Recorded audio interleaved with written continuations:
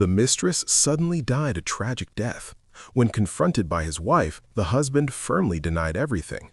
However, the wife had already prepared in advance, secretly installing a hidden camera in the living room and capturing a shocking scene.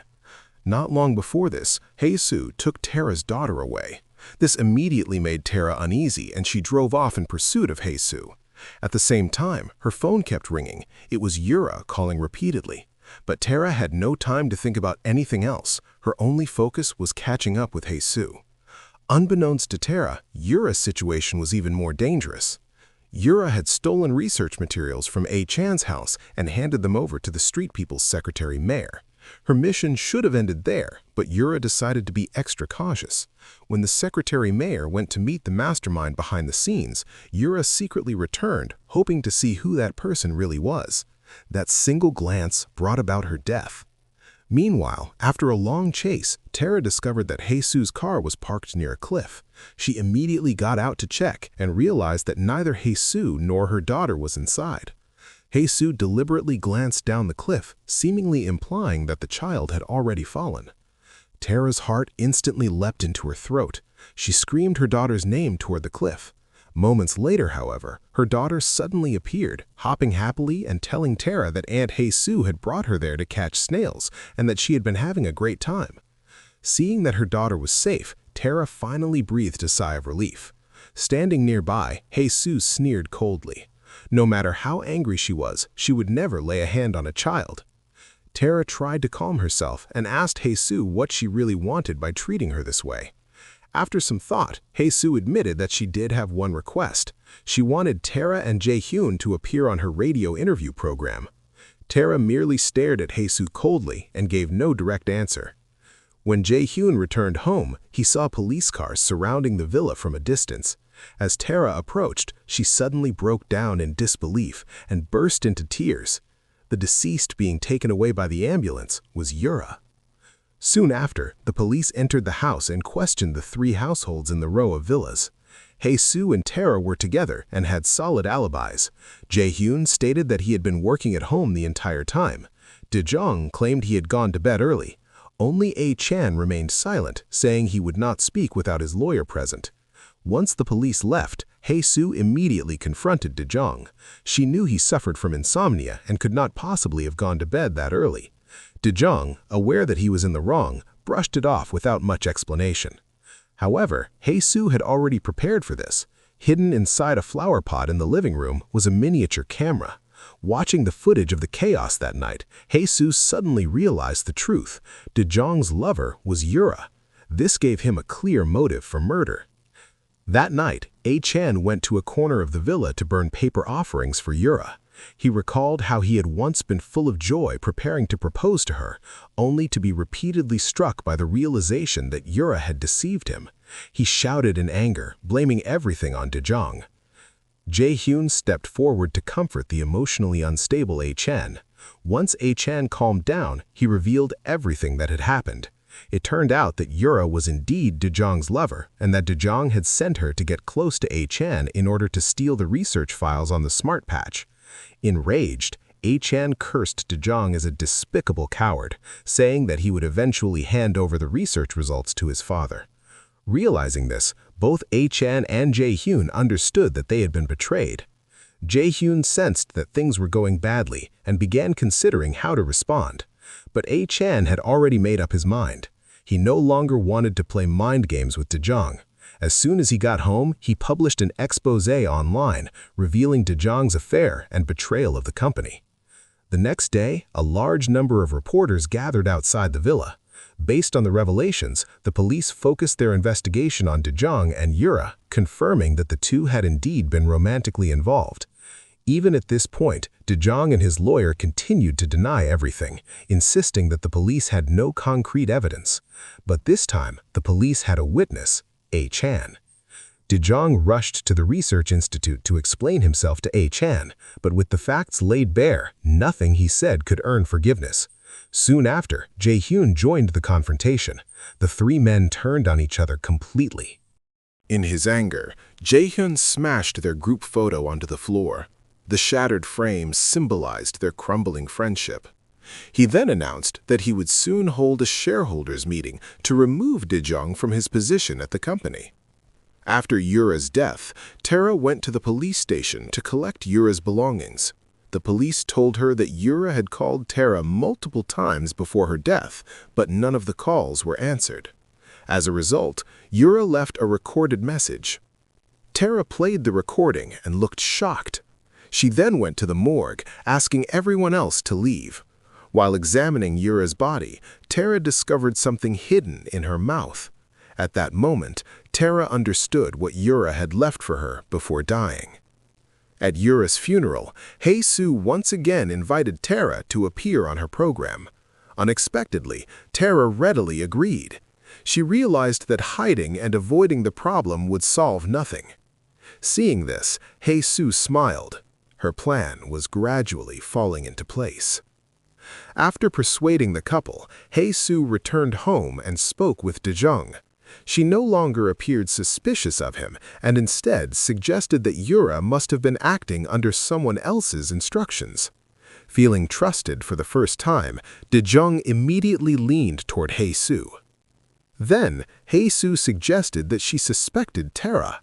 After her sister's death, Tara had remained unusually calm, showing almost no grief, which seemed highly suspicious. After this manipulation, Dae-jung indeed began to doubt Tara. That night, Tara went to the scene where Yura was murdered and discovered a pearl from her necklace. At that moment, the bodyguard appeared. Learning that Tara was investigating Yura's death, he offered a clue. A secretly taken photograph showing Yura with the street people's secretary, Mayor, and the person behind the scenes, though the mastermind's face was not visible. Tara realized the importance of this evidence and asked the bodyguard to send her the photo. Meanwhile, after the shareholders' meeting, Dae-jung was expelled from the company by Jae-hyun. His father then approached him, continuing to sow discord between Dae-jung and Jae-hyun, hoping to convince Dae-jung to return home and inherit the Jinbird group. Dae-jung had no interest in this. In his heart, his older brother Jo-jin was the rightful heir. It turned out that Dae-jung's parents were a remarried couple. Jo-jin was his mother's child from her previous marriage, and the Jinbird group belonged to his mother's family. Therefore, it was only natural for Jo-jin to inherit it. This greatly angered the father. Years ago, he had married a widow with a child solely to gain control of the company. Over the years, he had treated Jinbird Group as his own and would never hand it over to Jo-jin, whom he considered an outsider. This time, the father refused to accept Dae-jung's rejection. That very night, he planned to eliminate Jo-jin. Meanwhile, in the hospital ward, A-chan came to visit Jo-jin.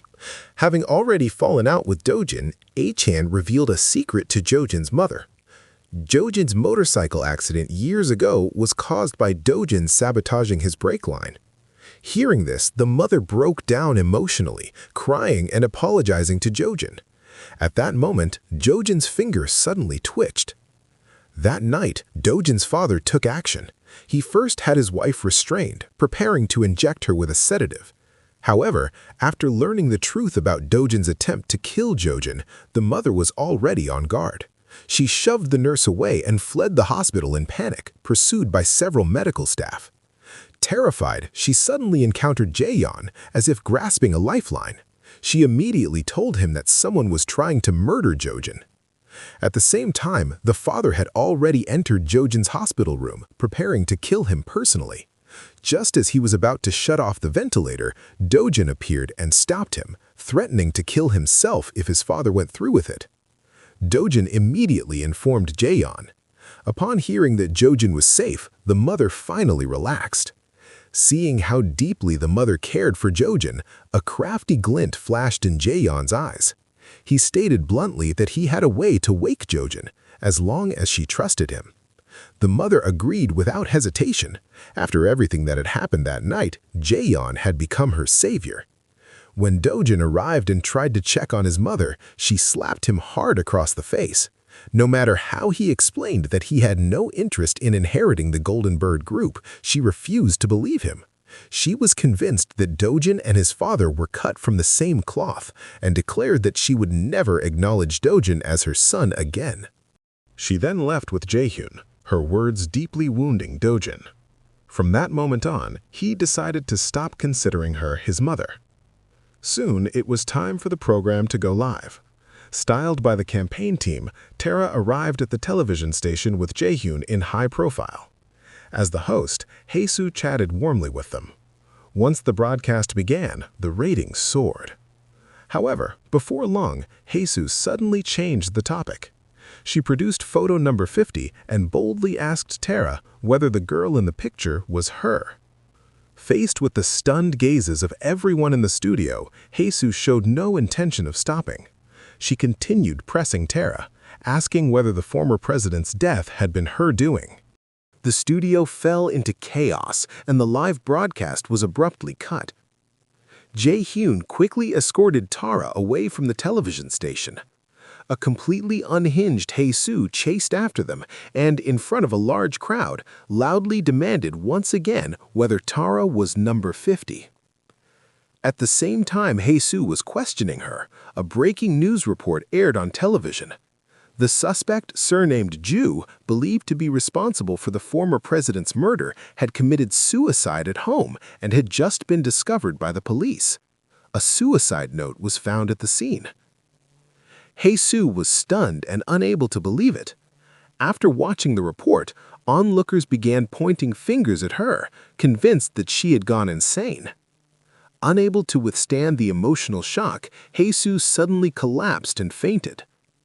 Although the live broadcast had been cut, the incident spread rapidly across the media. Jae-hyun was extremely dissatisfied with Hae-soo's actions. Taking advantage of the moment, Tara decided to have an honest conversation with Jae-hyun, wanting him to understand that she might not be the perfect wife he imagined. Jae-hyun, however, didn't care. No matter what happened, he said he would always believe Tara and stand by her side. Hearing this, Tara was deeply moved and hugged Jae-hyun tightly. Yet on the side Jae-hyun could not see, Tara silently shed tears of pain. It turned out that in her final phone call, Yura told Tara that the person who had given Tara her new identity was Jae-hyun. Jae-hyun wanted to obtain the research data Yura possessed, but Yura swallowed the USB drive instead. Seeing this, Jae-hyun spent a large sum of money bribing the forensic examiner in an attempt to retrieve the swallowed evidence. Fortunately, before her death, Yura had called Tara, which put Tara on guard. She also bribed the forensic examiner, paying double the amount. In the end, the doctor handed the USB drive extracted from Yura's body to Tara. Meanwhile, after waking up, Hae-soo found that the entire world was questioning her. Still, she remained firm in her belief that she was not crazy. She found Ju's death far too coincidental and was convinced that someone was manipulating everything behind the scenes. The hospital director saw the news as well and shared the same suspicion. Not only that, but he also discovered that Ju was a retired assassin number 41. The only person capable of forcing Ju into a false confession was Mayor Cho, which meant that Mayor Cho had already pledged loyalty to a new master. The director's guess was correct. Mayor Cho had indeed found a new master, and that person was Jae-hyun. The director shared his suspicions with Tara, suggesting that the one who forced Ju to take the blame was likely the same one who had given Tara her new identity. At that moment, several gardeners were working in the pond at Tara's house and accidentally splashed water onto Jae-hyun's clothes. Jae-hyun smiled and said it was fine before returning to his room to change. Tara quietly followed him and was shocked to see horrifying branch-like scars covering Jae-hyun's back. Such scars only form after being struck by lightning. According to the police, Yura's body had suffered severe lightning burns. Tara couldn't help but suspect that Jae-hyun was Yura's killer. Staring at his scars, Jae-hyun smashed the mirror in anger. After changing his clothes, he looked into the mirror as his cold, sinister expression transformed into a saintly smile. Regaining control, he once again appeared as the gentle, perfect husband he always pretended to be. Holding a pair of scissors, Tara quietly approached Jae-hyun. Sensing someone behind him, Jae-hyun turned around, but no one was there. It turned out that Ah-chan had quietly pulled Tara away. Both Ah-chan and Tara suspected that Jae-hyun had killed Yura. Tara played Yura's final recording for Ah-chan and returned the USB drive to him, following Yura's wishes. Hearing his lover's desperate voice before her death, Ah-chan broke down in tears. After Yura's death, Ah-chan once overheard Jae-hyun ordering someone over the phone to purchase a watch of the same model. He later followed Jae-hyun and saw him hide his watch in a storage locker at the pier. Ah-chan secretly retrieved the watch and sent it for testing, only to discover that the bloodstains on it belonged to Yura. Combined with the lightning scars Tara had seen on Jae-hyun's back, the truth seemed increasingly clear. At the same time, Dae-jung discovered a package at home sent to him by Yura. Inside was a letter in which Yura wrote, "Jo-jin's accident wasn't your fault. One day I want to see you ride again." After reading the letter, Dae-jung felt that it didn't sound like something someone who intended to commit suicide would write. After the broadcast incident, Hae-soo was fired. She decided to independently produce a program to expose Hanyu Psychiatric Hospital and Tara's crimes.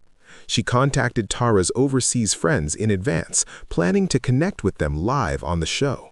But just as she was about to make the call, she discovered that they had completely lost contact. At this point, everyone around Hae-soo believed she had lost her sanity. Due to the controversy surrounding her, Jinbird Group's stock price plummeted, prompting the father to demand that Hae-soo divorce his son. Hae-soo knelt and begged, insisting that everything she said was true. At that moment, Dae-jung arrived and stood beside her, expressing his willingness to believe Hae-soo and asking his father to give her another chance. In exchange, he promised to take over Jinbird Group if his father would help him uncover the truth. The father was more than willing and agreed to investigate the matter. Meanwhile, as the mother cared for her son Jo-jin, she noticed his finger move. Overcome with excitement, she repeatedly called his name.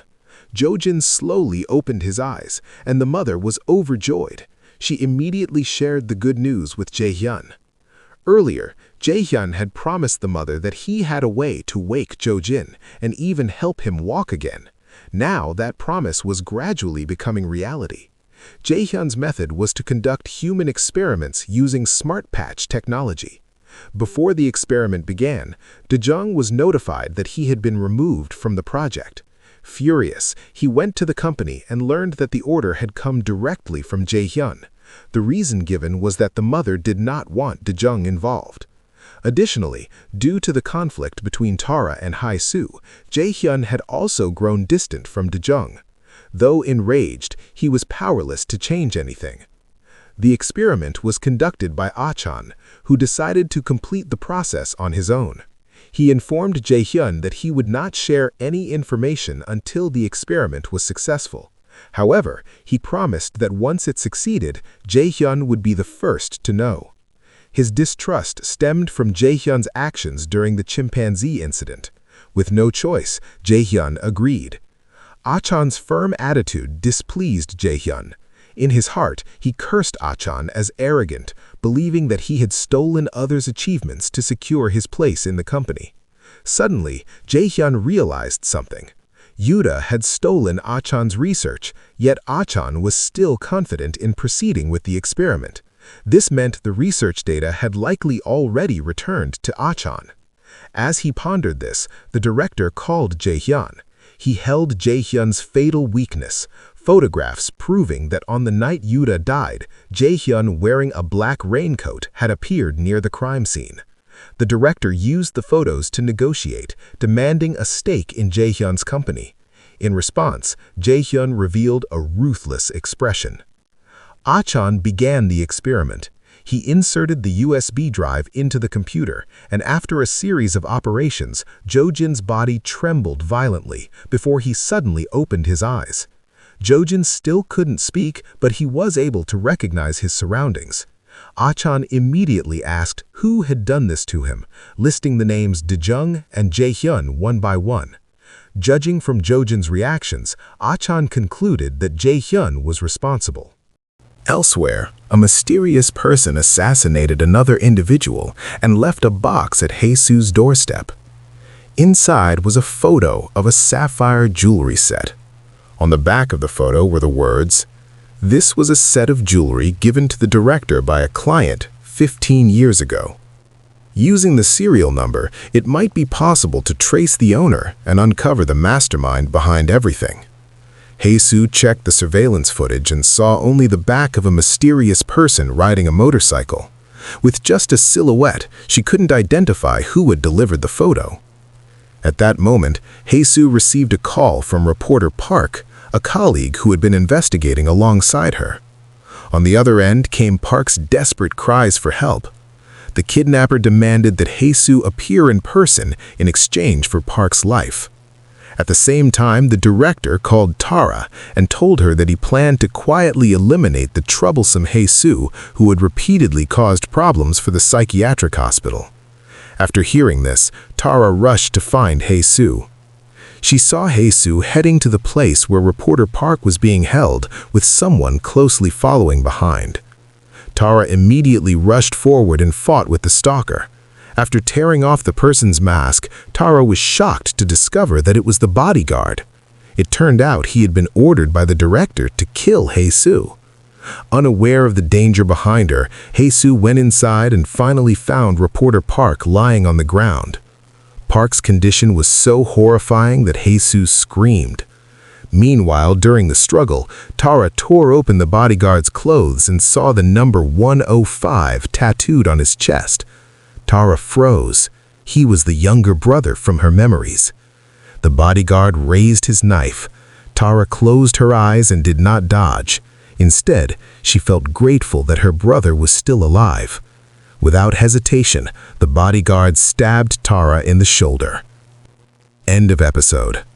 That's all for today. Don't forget to like, comment, share with friends, and subscribe to the channel. I will be back with the rest of the story soon.